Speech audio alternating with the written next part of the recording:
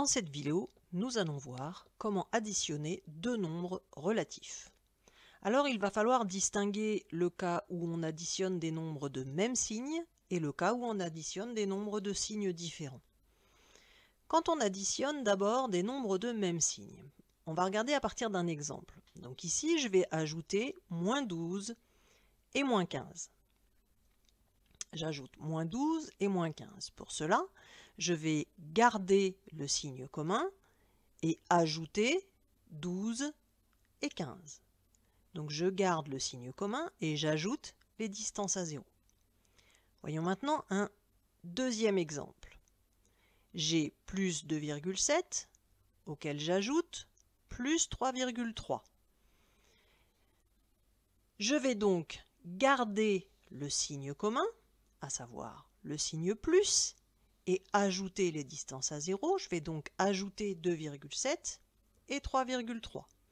J'obtiens plus 6.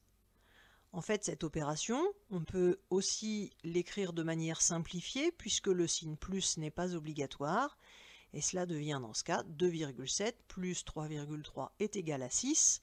Les règles qui avaient été mises en place avant l'addition des relatifs restent bien entendu valables. Voyons voir maintenant quand on additionne des nombres de signes différents. Donc cette fois-ci, je vais choisir le signe de celui qui a la plus grande distance à 0. Donc ici c'est moins 15 qui a la plus grande distance à 0. Je vais donc choisir son signe. Je vais donc choisir le signe moins. Ensuite, je vais soustraire 15 et 12. Donc je vais faire la soustraction, la différence entre 15 et 12, et j'obtiens donc 3.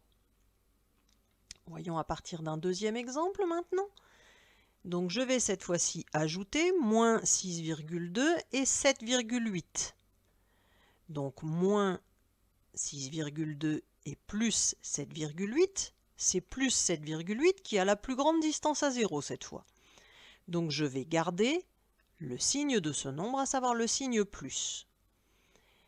Je vais maintenant calculer la différence entre 7,8 et 6,2. J'obtiens 1,6. Que faut-il retenir? Quand j'additionne deux nombres relatifs, il faut bien distinguer deux cas. Quand les nombres ont le même signe ou quand les nombres sont de signes différents. Quand ils sont de même signe, je garde le signe commun aux deux et j'ajoute les distances à 0. Et quand les nombres sont de signes différents, je choisis le signe de celui qui a la plus grande distance à 0 et je soustrais les distances à 0. Je calcule la différence entre les distances à 0.